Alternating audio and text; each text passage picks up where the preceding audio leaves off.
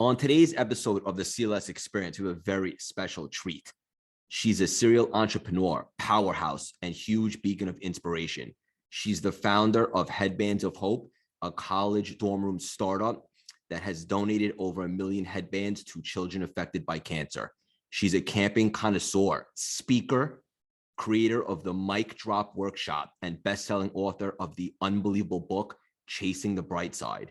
She's captivated hearts and minds nationwide, spreading the message of resilience and optimism.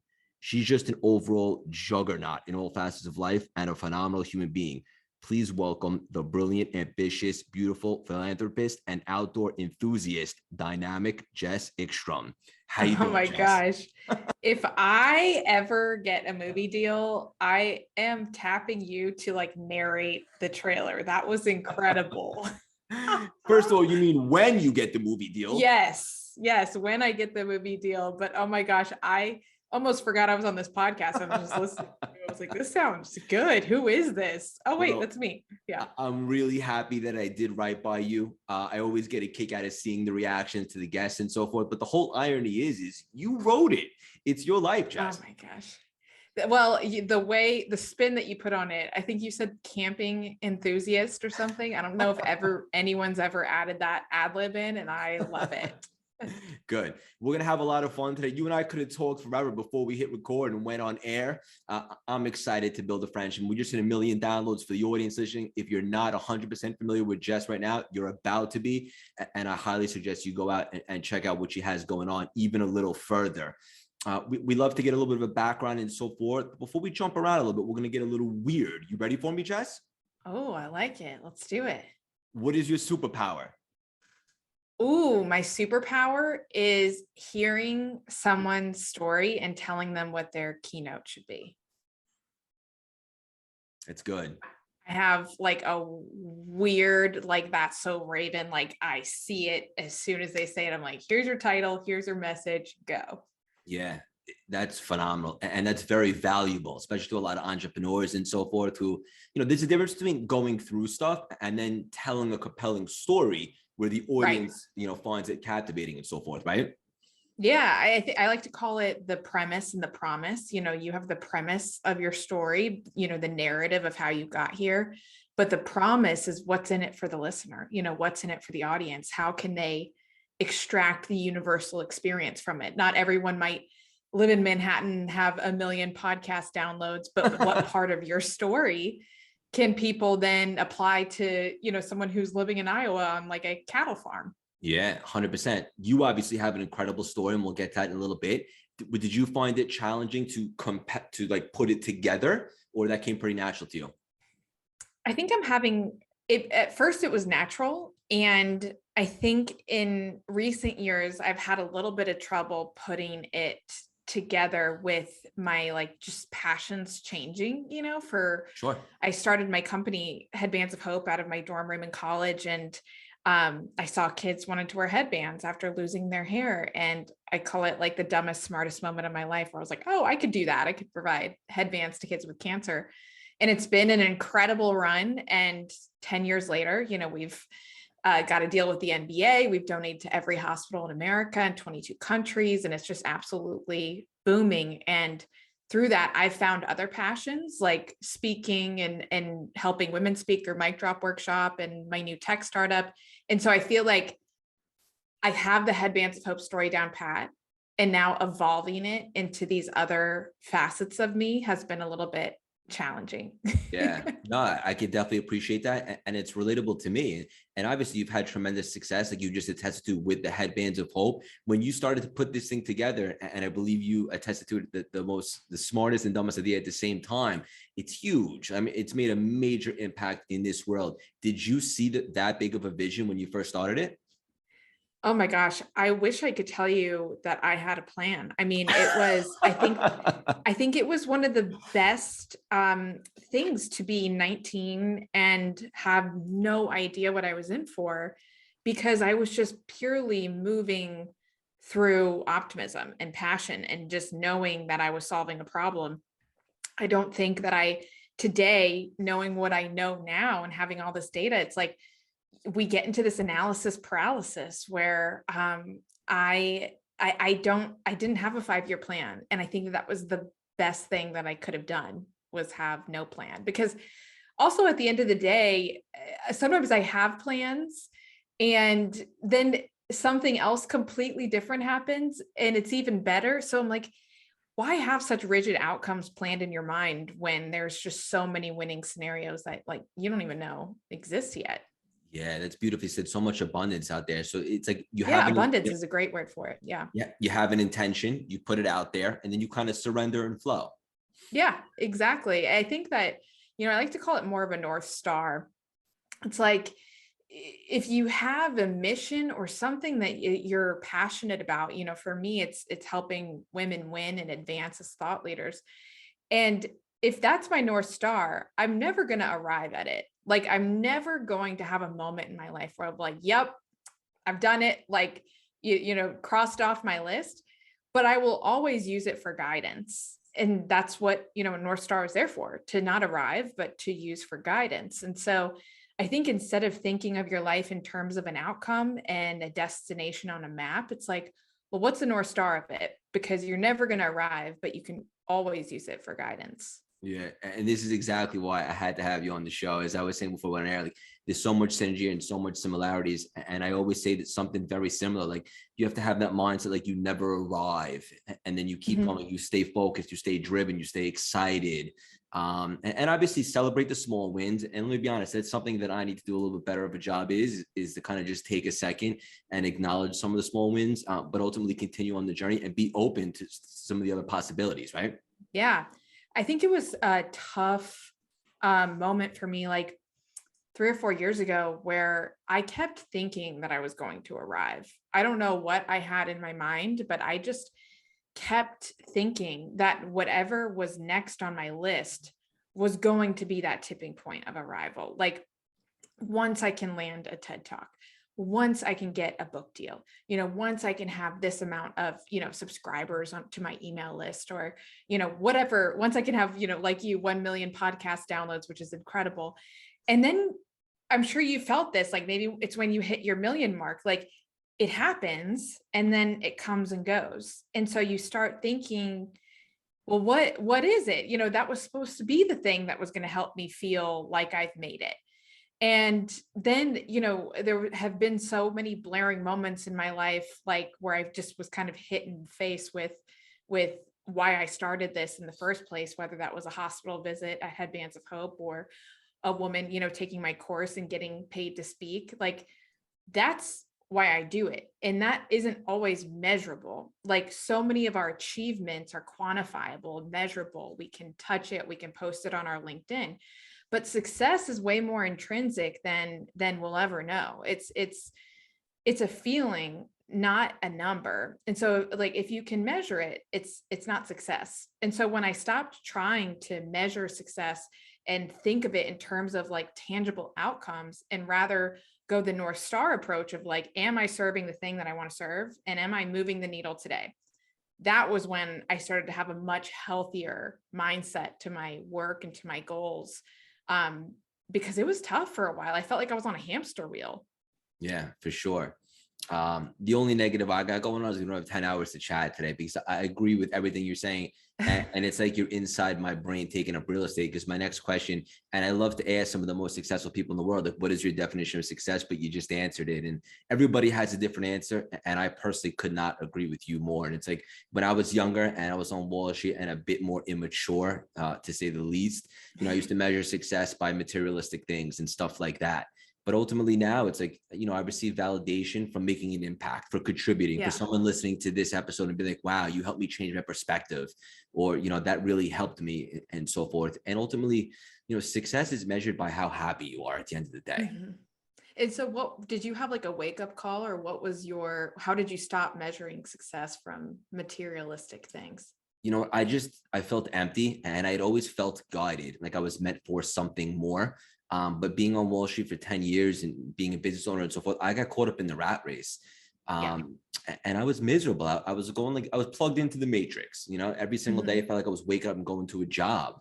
And I started running a bunch of marathons just to kind of create a different outlet for myself to channel that energy, but wasn't looking to become a professional runner. ultimately the pandemic happened, and I just had that really spiritual moment where I felt super guided, and I was like, I know I'm meant for more, to make an impact and really contribute to this world. And I'd always been obsessed with personal development, and I happened to have a gift of communicating and so forth. And I married those two concepts, and I started my CLS brand, and very humbly say, it exploded. But ultimately, it's also not a coincidence, right? Because what I learned is that when you do what sets your soul on fire, and you really identify like your alignment and your passions, and you do a really good job, like the money follows you. That's not really a problem. But ultimately the message is like, we're only here for a short amount of time. And the pandemic really helped me see that. Like, it's very unpredictable. And ultimately I want to make an impact, and I want to help people. And I want to do something special, not just be someone that was here and then it was over, and it is what it is. And just like you've made a huge impact. You just figured it out a little bit earlier than I did. No, I wouldn't say that. I'm still figuring it out, but it made me think about when I was in, year 5 or so at Headbands of Hope. I was in the running for this magazine cover, and it was like a national magazine, and they were trying to pick, they were calling it their ultimate game changer. And so I was down to the final 5. It was this public voting and all this stuff. And then I got the email, and I was obsessed with, I mean, you're probably like me, where you're maybe like type 3 on the Enneagram. Once you know what you want, that obvious? It's like, oh my gosh, you do not sleep until you get it. I can already tell that we're like in that sense. But I was slept and breathed this competition. And I got the email that I won, and that, I was the ultimate game changer. And then they pulled the cover because they had some sponsorship come in that they needed to put on the cover. And so it was still like a great feature, but it was not the cover of this national magazine. And it was like this wake up call for me, where I'm like, what am I chasing out here? And is it going to matter at the end of the day? Like, and I'm not saying that you should like swat away trophies or, things like that. But I developed like from that thing, because it absolutely crushed me. And I was like, why was I putting so many eggs in this basket that really is meaningless? I developed this method, this little test that I give myself every once in a while, and maybe it'll be helpful for your listeners. But, the thing that you're chasing right now, like the thing that's your vision board, that's like top of your mind, that you are just gung ho about. Let's say you achieved it. Like, you got it. You got the magazine cover, you got the 1 million downloads, whatever it might be. If no one knew it was you, if you had to remove your name from it, if it was anonymous, would you do it anyway?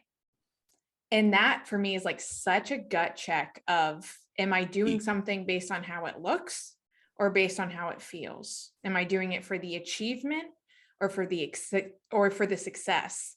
Because so often, we can chase things based on how they look, and then wonder why we feel empty at the end of the day.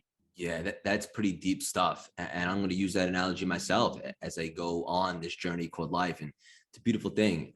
And it's so true to kind of check yourself and make sure you're on the right path of contributing and making an impact and doing the important things.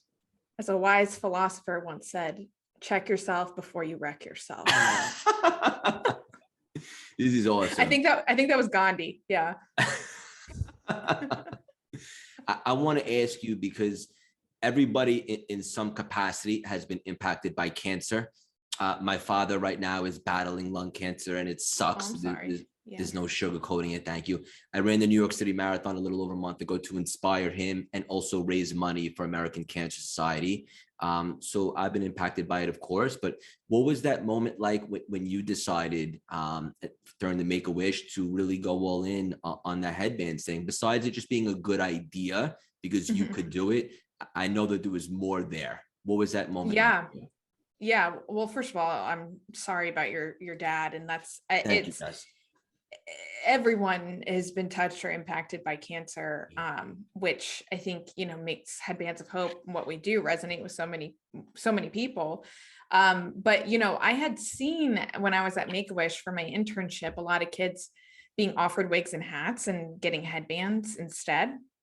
or wanting to wear headbands instead. And I thought it was so cool. And I realized that like no one was out there delivering headbands. And so it was just kind of this spark. It was not this like halt, screeched brakes, record scratch idea that, I could give headbands. And then it wasn't until I was working on a wish for a girl who wanted to go to Disney World to meet Sleeping Beauty. And she ended up being too sick to travel to Orlando. And so we had this idea that I would go to her house dressed as Sleeping Beauty and do the whole wish for her at her house. And so we went to like a costume shop, did the whole 9 yards, showed up in a limo, and she loved it. And it was like this moment where I knew that like I wanted to look back years from now and say like, because of her, I did this. And I think sometimes when we're in like a pivotal moment, like we can feel the pivot, but we don't really know like where it's pivoting, but you can kind of feel the ground shaking a little bit. Like, I'm not going to be the same after this. I don't know what that means, but I just know that I'm not going to be the same. Yes. It might be, the pandemic that we're still feeling the residuals of. For me, it was that moment. And then it just kind of led to, well, how can I leave my mark like this and do things like this for her? And I was like, well, what about this headband idea? And it was actually kind of funny. Blake, the founder of Tom's Shoes, had spoken at my school a few weeks prior about this like 1-for-1 model that he had set up, and that he wanted more businesses to adopt to not just be a nonprofit, but be a for-purpose company. And so I was like, I can do that, with headbands. And that's one of the reasons why I'm so passionate about speaking as well, is because like that one talk that he gave completely changed the direction of my life. It was just the right place at the right time for me. Yeah. This is gold. I love all this stuff. And it's so true. There's always that moment, right? Where you, and it's impossible to connect the dots looking forward. I think as Steve Jobs said, you can connect the dots looking backward and so forth, but that was a big moment for you. And I know there were more too. And we won't dive into it now because I want to talk about some stuff that you have going on now, but there was a moment in your past where your parents got hit financially. And that kind of was a moment for you to realize that you really wanted to do something really special and impactful also, right? Yeah, I'm sure you are familiar being with your Wall Street background with Bernie Madoff, who happens to be my great uncle. And it was like just one of the... Wait, he is? I didn't know that. Yeah. I thought that's what you were referencing. Were you not referencing that? No, I was referencing that situation, but I didn't know he was your great uncle. Yes. Yeah. So he is my great uncle, which is absolutely insane still 11 years later to talk about. But it was something where, I was in high school at the time when everything went down in 2008. And it was like, again, one of those pivotal earth-shattering moments of my family just total hurricane around them, from not just losing all their money like so many of the other victims, but a just media feasting grounds, that they still are getting to this day. And for so long, I tried to compartmentalize it like out of my life. I just, no one knew for 10 plus years. And I wanted to be like as far away from it as possible. And I think that's actually kind of what pushed me into being so introspective and meaningful and trying to find something, was because I was like, I could see what money can do to you. And then once I got the book deal with Chasing the Bright Side with HarperCollins, and I knew that I wanted to write about how we can tap into like our optimism muscle that's more powerful than skill. You have to talk about how you got there. And I knew that story with Bernie was like such an integral part of how I got to where I am today. And I could not tell the story without telling the whole story.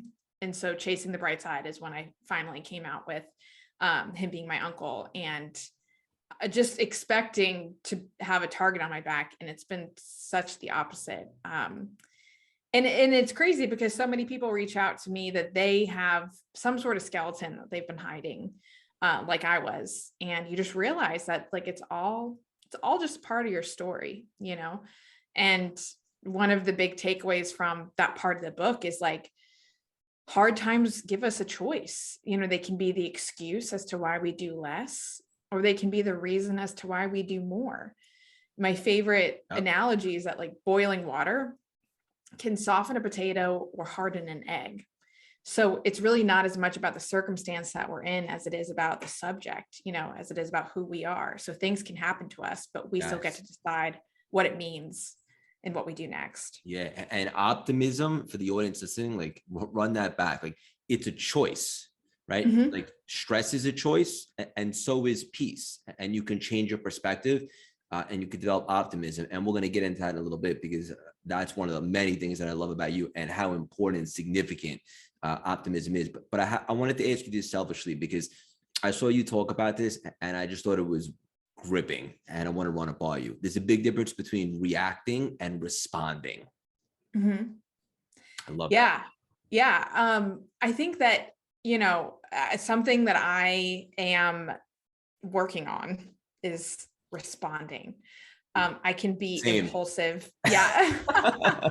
I knew we were alike. But I think that like everything that I've created, Mic Drop Workshop, Headbands of Hope, Prompted, is a response to a problem. And I think when we react, we're just coming from our in the moment emotions, but when we respond, we're trying to solve something by putting a little bit of time and thought into it.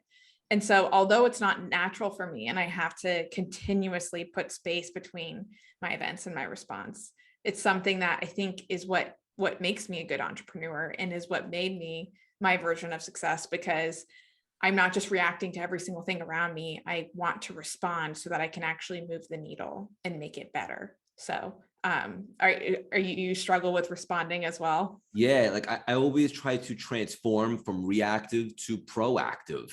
But ultimately the way you articulate it, I like even more. It's like, you know, reacting is pretty much negative, because it's like you're playing defense to the to the circumstances, almost like victimhood. But if you respond, defense is a good word for it. Yeah. But if you respond, it's like, let's just take a second and just take a look, and maybe look at it from a different perspective, and maybe see how life happens for us, not to us, so to speak, and just kind of look at it from a different vantage point.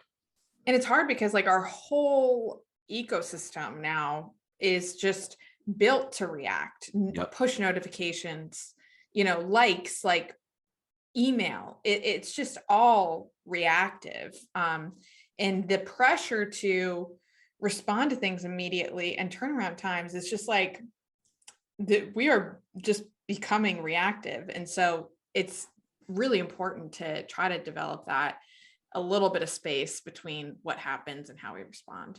Yeah. The power of optimism. I'm so optimistic that it probably bothers people at times. I just feel like, you know, what's the point of being anything but? And I challenge my audience often. Like I was doing my membership call a couple of weeks back, and I challenged them all to be super optimistic for 24 hours straight, no matter what. If someone's calling you that you don't typically want to hear from, just be optimistic about it. If somebody cuts you off in traffic, just be optimistic. Maybe they had to get somewhere in a hurry. And then after that 24 hours, you can go back to being realistic. And I thought I predicted that what they used to associate being realistic was actually probably pessimistic. And just being optimistic is just such a better way to live. And I'll even give you this context. A few months back when I was training for that marathon, I was at a speaking engagement and I got injured. We were playing football on the beach with the boys, and it was misdiagnosed as a sprained ligament. It turns out after an MRI that I had a tumor in my foot. Really caught me off guard. It definitely did not see that coming. I allowed a few hours of a pity party. And then the next day I was just like, let's go see the best doctors and let's get some answers and we'll go from there. But the old Craig would have handled that a lot differently. Now I understand, or I should say I believe that life happens for us, not to us. And ultimately we ended up getting the surgery. It came back benign, thank God. Crutches, stitches, the whole nine. And then ultimately, instead of running the Chicago Marathon, which was going to be for myself, and this really taught me a big lesson about shedding the ego. I was able to not run that one because I was still on crutches, but 3 weeks later, I was able to get to New York and run it for the right reasons, not for me, but for my dad, to raise money for cancer, with no physical training. And we ended up running the fastest we ever ran, a personal record of 3:39 and so forth. But a lot of that had to do with really buying into like this quantum law of attraction, but ultimately the underlying thing of just the power of optimism. So I wanted to ask you, like, what are your thoughts on like the law of attraction, quantum, and stuff like that? And does that tie into your strong belief in optimism? I bet it does. It's something I have not actively thought about it in that way. Unlike you, I'm not a natural optimist. And it's funny because, a lot of people think that, when you write a book, it's because it's something that you've known since like the womb. If like James Clear was like always like the habit guy, but it's like he probably became obsessed with habits because it's something he had to work on. Same thing for me. Optimism was something that I had to work on. But then once I did, and I realized that like optimism isn't a mood, it's a strategy. There's so much out there that's like this toxic positivity of just like, oh, like you'll be fine, just be happy and just, change your attitude. And maybe there's some truth to that. But if we're just pushing ourselves to be happy for the sake of being happy, we really miss an opportunity, because optimism happens when you have the tumor diagnosis in your ankle. Optimism happens when you realize your uncle is the biggest fraud in financial history. Optimism happens when you're sitting at the foot of a bed with a girl who couldn't go to Disney World and you're trying to be Sleeping Beauty for her. So if we skim over the bad, we're missing an opportunity for optimism to do its job.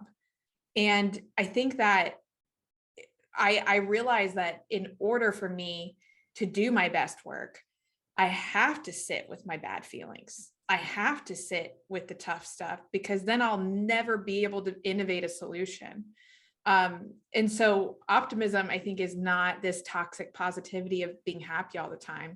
It's a strategy to not just believe that something could be better, but have the confidence that you can be the one to do it. And that's the big kicker. It's not just about the vision. It's about the courage to be the one to change it. Jess has nuggets today. This is awesome. And honestly, like, it reminds me a little bit of faith, right? No matter like what you believe in, like, how does faith really cultivate it? It's by showing resilience in the face of adversity. And it's kind of the way you just described optimism. It's not just being happy because you're supposed to be happy, because that's missing the point. It's going through some stuff and remaining to keep a positive outlook and believe it's happening for a reason. Yeah, absolutely. And, I always am fascinated of people's definition of success, of optimism, because it is different, when people tap into it in different ways. For me, it's been a lot of how I've come over imposter syndrome. I was not the A+ student. Like my sister was like she was a year and a half older than me. Oh my gosh. Like she was like student body president, like captain of the cross country team, like accepted into all the like best schools. And for so long, I was not Jess. I was Heather Ekstrom's sister. And I like did like hide in the shadows, for a while. And for me, like optimism was this way of like gathering data and evidence that it could be me. And it wasn't just forcing myself to like, just go for it and you have one life to live. It was like, what if I could actually be the one to solve this problem? And when you keep like engaging with the world and learning, it's like, it's all just research, when you put yourself out there and things don't work or they do. And so I think that like so much of my approach to my business and my life now is like, just, it sounds weird, but it's like research. Every single time I try something, I have like more information than I did before. Yeah, more data. And more data. Yeah, exactly. And that gets us better. This is straight up, I'm laughing because this conversation is awesome. And I think this is what's most valuable to the audience. Like we could do a whole background journey, but I'm going to, encourage everyone to check out your page for that. But it's these types of conversations where we get down to nitty gritty that I think will be the biggest takeaways for the audience. One thing that you say that really resonates with me, because when I started my CLS brand, it wasn't for the money. I just felt guided, and I wanted to do something that set my soul on fire and that I thought would contribute to the world. And as it turns out, and I say very humbly, based upon my experience, when you do find alignment, you do a really good job of it, the money follows you. And something big that you preach, I think it's so important, is that you can create a hybrid between making a living and making a difference. And essentially that's what I've done, and now I'm making more money than I ever made on Wall Street, ironically enough. And this is it for me in some capacity for the rest of my life. But you preach about that. How important is that? And what do you want the listeners to understand about that? One of the roadblocks that I found with mentally with Headbands of Hope when I was first getting started was like, we're doing good and we're doing amazing work, and it's also a business, and we're like, getting these huge contracts and all this amazing stuff. And so I almost had this thought, like, I don't deserve this. I shouldn't be, getting paid to do this. And after giving it some thought and honestly not paying myself for years, I realized that, why is there this need to choose between making a living and making a difference, or like this constant tug of war between passion and profit? It's like how we've grown up was either you're going to work for the man and have like a secure job where then maybe you can make money and donate it later, or you're going to work for a nonprofit where you're going to travel to a third world country and help out. But there was no overlap with that. And I think like now, younger generations and our generation is realizing that like, maybe we don't have to choose, and we can find that like impact and income lane. And then that really spread into speaking as well. And I realized that like the financial opportunity in speaking engagements is like one of the best forms of like time value that you can receive. And because they're not paying you for the hour that you're on stage, they're paying you for the years that you put in to be able to give an hour on stage. Helping women get past that like hourly rate and say that you can charge $5,000, $10,000, $15,000 for 45-minute keynote. And you're going to help so many people by doing that. So that was a roadblock for women as well in negotiation that I've become really passionate about with Mic Drop Workshop to help them solve. Yeah. So tell the audience, what exactly is the Mic Drop Workshop? Mic Drop Workshop is my online course and community for women to tell and tell their story as thought leaders. So we have a public speaking course, and then we have a book publishing course that helps you get a traditional publishing deal. But the community is like really where the magic happens, from women sharing gigs to like TED Talk wins to referring other women in the group, getting feedback.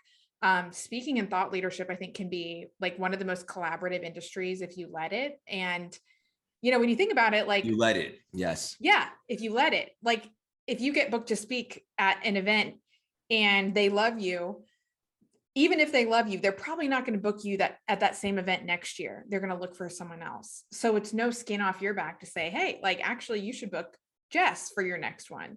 So having this community of speakers who are all in it together, who can refer gigs, leads, give feedback, is like a really powerful thing in the speaking industry. So that's a big part of what we do at Mic Drop Workshop, is we bring women together, refer gigs, keep the good going. Yeah. And I love the mentality, because I'm all about community and like creating a space where everybody can support each other. And like we said earlier in the conversation, like spoiler alert, there's enough abundance out there for everybody to win, genuinely. There really is. And especially post-pandemic, like I know we're still in the pandemic, but we need like connection and inspiration now more than ever. Never. And so I know I've seen it with my calendar this year that like events and these speaking opportunities are coming back headstrong. People are excited, to get back out there. So if you've ever thought about speaking, this could definitely be your year. Yeah, and I'm excited. I'm going to be on Friday in Atlanta speaking with John Maxwell and Jesse Ekstrom, and it's the first big one in quite some time as the world begins to open up. So I'm just excited to feel that That's energy of the crowd. awesome. Congrats. Two Yeah, great people. yeah, thank you. Interestingly enough, you mentioned something early in the conversation, and I want to hammer that home for the audience as well. You talked about you were not necessarily scared, but you expected that by revealing in the book about Madoff and so forth, that it would have a negative reaction and maybe even create a target. But ironically enough, it did quite the opposite. And something that I can relate to with that, not exactly, but when I first got the tumor diagnosis, I didn't know what to do. So I came on and I did an Instagram live to my community and to my audience. And I just started talking about it. I just got diagnosed as a tumor in my foot. I don't know exactly what's going on, but that was very uncharacteristic of me at the time. And ended up spawning a show, Transparency Hour, which we do every single week and so forth. But ultimately, what I learned from that, and I'm wondering if you agree, and I think that you do, is that the more authentic, real, and raw that we are, like the more us that we are to the community, to the audience, and just really showing up in the world, the more the community and the audience is able to relate to us and form that connection. So it goes back to something you said, and like, sometimes like what you think is the most shameful or embarrassing moment of you actually makes you the most special. Absolutely. I have a funny story that kind of aligns with yours. Like, Share so it. we have Mic Drop Workshop, which is on, and we have a closed group, private one on Facebook. And I went to post in the group like sometime last year that I was trying. I said something like, hey, like trying out some new material today at a gig, like really nervous about it. And just so you know, like no matter how long you've been in this industry, you still get nervous. Or I said something like pretty vulnerable about how nervous I was for this gig. And then I go and do the gig and I go back on Facebook and it's like, I have this notification that's like, oh, your highest performing post or something. And I was like, what? And I went to it and I accidentally posted it on my public profile instead of in the closed Mic Drop group. And it was like booming. I mean, hundreds of comments like, you got this, like, let us know how it goes. Like, hey, do you want to hop on Zoom? You can run through it with me. And I just had never, it was just this evidence that, again, you know, learning of, oh, wow, I just accidentally showed up as myself on here and look what it did. Yeah. And what a lesson, right? What a lesson. Yeah. Yeah. And it's something that I learned over the last year is just the power and strength of vulnerability, right? And just being transparent. Ultimately, like nobody wants, no, it's difficult for someone to connect with someone that has no flaws or is so perfect and so forth. But, you know, when we exercise that humility and vulnerability, to really grabs people because it's relatable. Absolutely. I think that as thought leaders, a lot of people think that the job of a thought leader is to be this like untouchable persona, you know, someone that is just larger than life, has like, you know, everything figured out. And I think that to be a really impactful thought leader, whether you're speaking or writing a book or having a podcast, whatever it might be, is like people have to be able to make the bridge from where they're sitting to where you're standing. And if you have this untouchable personality with everything figured out and no issues in the world, how is that person going to say that could be me? Yes. And so by showing up as yourself and showing some of those flaws and some of those times where you thought it wasn't going to work out, you're actually building that bridge from audience member to where you are. So I would say it's like, it's part of your job to be an impactful thought leader, to be authentic and vulnerable. Yeah. And it's one of the strategies I use when like I teach a masterclass or I'm performing. Like first you want to show empathy, right? So the audience can, I've been where you are. So it's relatable. And then how did you get here to the authority, right? So empathy to authority. I've been where you are and this is where I am now. And this is how I was able to do it. So don't follow me, come with me, so to speak. Oh, you love that. Don't follow me, come with me. I love that. Yeah, this is awesome. And my intuition usually serves me right. It's just the beginning of the friendship. Another thing that you say, and I have to ask you, because I know the audience is going to love this, is, and I'm not sure exactly the context, but something along the lines of this. What would it look like if things got better and it all worked out? And that kind of helped someone shape their perspective, right? Yeah, I think that, you know, we think a lot about what's the worst that could happen. And I think that you should still think about that, like thinking about the worst and thinking about the best, and then looking at them on paper. And it's like, what's the cost benefit analysis of this? There was this time that I was in Atlanta for a trade show when I was just getting started with Headbands of Hope. And I mean, my booth location could not have been worse. It was like behind the bathroom, no foot traffic whatsoever to my Headbands of Hope booth. And it was like stores from around the world would come to this show to pick out their products. I hadn't written a single order. I had drained my bank account to get there. And I saw this woman going by with an Ulta name tag with like the makeup and the makeup store. And I had this moment where I was like, I should go like chase her down. And then I had, it was like the angel and the devil on your shoulder. And I was like, well, what if she says no? And you kind of do this quick, like, what's the worst and what's the best? And the worst was just like, oh, I'll turn around and be standing right back in this stupid booth that I've been standing in all day. Or something amazing could happen. So I chased her down, like literally down an escalator, and told her who I was, how I started this business, would love the chance to talk to her, gave her my catalog. I mean, she didn't want to have anything to do with me. I think I literally like gifted her the headband off my head and like knelt down to her. And I didn't hear anything for a while. And then 4 years later, we launched in all 1,000 Ulta stores. And so it's just like one of those moments where, yeah, you look at the worst and look at the best, and it might not happen today. It might not happen tomorrow, but you still are putting that energy and that frequency out that it could happen. And when you don't do anything, you're removing that energy and that frequency. So yes, you might as well just shoot your shot, That's it. And you go back to frequency and vibration. That's all about the law of attraction, like the quantum and putting the intention out there. But also, I don't think I've ever heard somebody really articulate that, like looking at what's the worst that can happen and then realizing that it's really no big deal. I'll just be right back here where I started. Maybe takes off some of the pressure and releases the expectations. Exactly. One of my friends, Kate Rose now, she talked about, a lot of people say, what would you do if you knew you couldn't fail? And that's like, printed on every bumper sticker in America. But she was like, what would you do if you knew that you would fail? Like, what would be worth it to you? So many things, like, writing a book and all this stuff. I'm like, I would do it, even though I know that failure is like a high likelihood. And so I think reframing that question too is like, what is worth failing for is really impactful as well. Isn't everything all about the reframe? Even like the power all of about optimism. The reframe. Yes. And like the power of optimism, like that's a reframe to maybe a pessimistic situation. Absolutely. Yeah. It's spot on for sure. Yeah.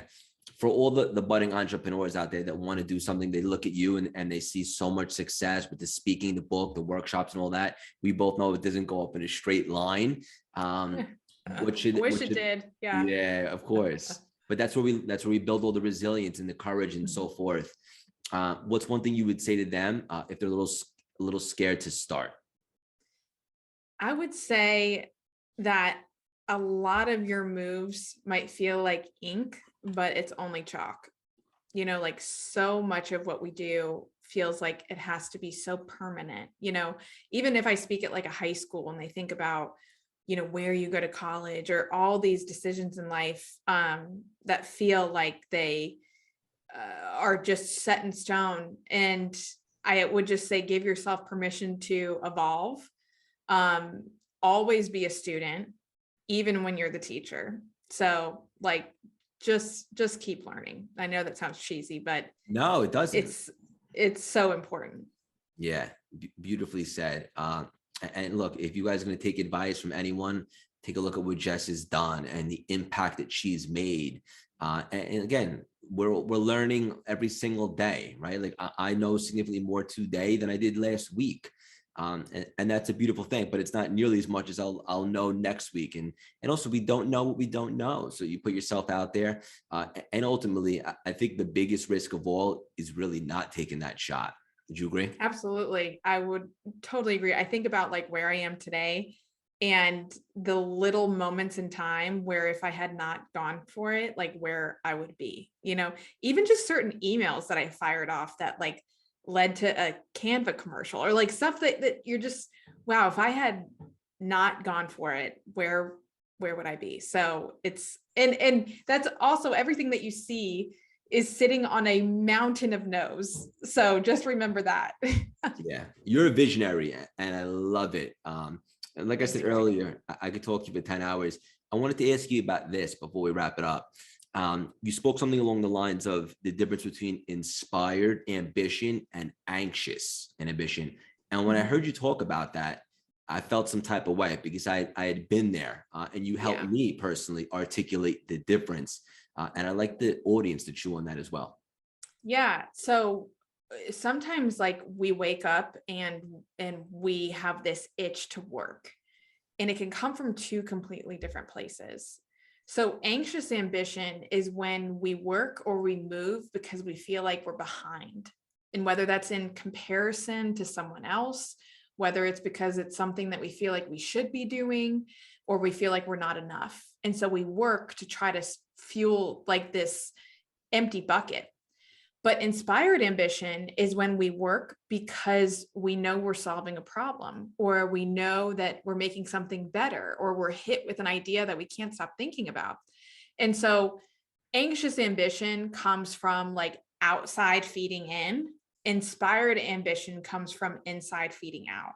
And so understanding like why you're motivated to work right now, and is it coming from an anxious or inspired place, can really be helpful in picking and choosing how you show up, or saying yes or saying no to certain projects too. And it goes back to that frequency, right? Like when you're vibrating on a high level, you're doing it for the right reasons and so forth. Exactly. And it's like I have not had good quality work come out from anxious ambition, and my best work has come out of inspired ambition. So it's also the quality that you get is always going to come better if it comes from within, which I know is like, again, super cheesy, but it's true. No, it is. I love how much you love analogies, but that. Oh my gosh, I love analogies. I love analogies. The amount of food analogies that I have in Mic Drop Workshop, like, is crazy. My editor at HarperCollins told me that like Chipotle should sponsor my book tour with the amount that I do like taco analogies and burritos, and it's a lot. Yeah. And I got to ask you this, for any inspiring speakers coming up that have a story to tell and so forth, I imagine you didn't hit a home run right out the gate. Just like anything, it takes some experience and practice. What did you learn in the beginning when you started speaking compared to where you are now?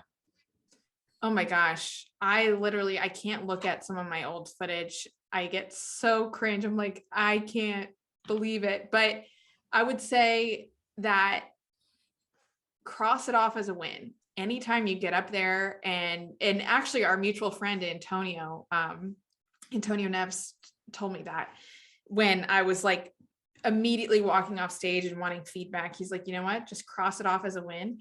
And the more you keep speaking and the more you hear what resonated with people, and the more that you can just like, when you're on stage, if something lands or if it doesn't, you're just gathering that information. Like you'll get there. But you just have to keep speaking. Yeah. Just like anything else, take a swing. Yeah. Keep taking swings for sure. Yeah. This was awesome. Straight up. I had a feeling this conversation would be really special, but even exceeded my expectations. I'm a huge fan of yours. So much respect for you. Like I said earlier, I'm excited to just build the friendship with the big audience that we have, and it's rapidly growing and so forth. What's the best way for all of them to support you? Yes. Well, the feeling is mutual. I'm so glad that we could do this. And you can find me on Instagram at Jess_Ekstrom. And you can, if you're interested in joining Mic Drop Workshop, you can go to micdropworkshop.com. Bang. And how can I personally support you, Jess? Oh my gosh. Actually, I was thinking about this while we were talking with my new self-improvement app, Prompted. I'd love to have you guide some prompt pathways on there. So you would create like a pathway of journaling questions, whether it's on a certain topic that you like, and people can take your pathway. So let's do that if you're open. I'm definitely open. Consider it done, and we'll chat after this, and we'll Perfect. follow with that. I just want to do more with you. Selfishly, I want more of you in my life. Yes, I'm here. Let's do it. Yeah, Jess, I want you to know you're the definition of resilience, grit, heart, curiosity, and entrepreneurship. You're making the world a better place by spreading hope and optimism worldwide, and by helping others discover the purpose of their story. You're a role model and beacon of hope for anyone coming up today with big goals and aspirations. I could personally guarantee that your best is yet to come. Keep on spreading your wings and making your mark on this world. So much love and respect for you. Thank you so much for stopping by and dropping Thanks, those Craig. priceless nuggets today. Yes, I appreciate it. Thank you. Thank you, Jess. It was too much fun. That was awesome. Thank you for having me. That was great. It really was awesome. It was a special conversation. And I know you probably talk about, the beginning stuff all the time. So I wanted to keep it fresh and just have a great conversation. Yeah, no, I feel like I know that it's really enjoyable for me when I talk about things that I like haven't talked about, before. And so we covered a lot of that. So that was great. Yeah. Good. That's the best feedback I can get.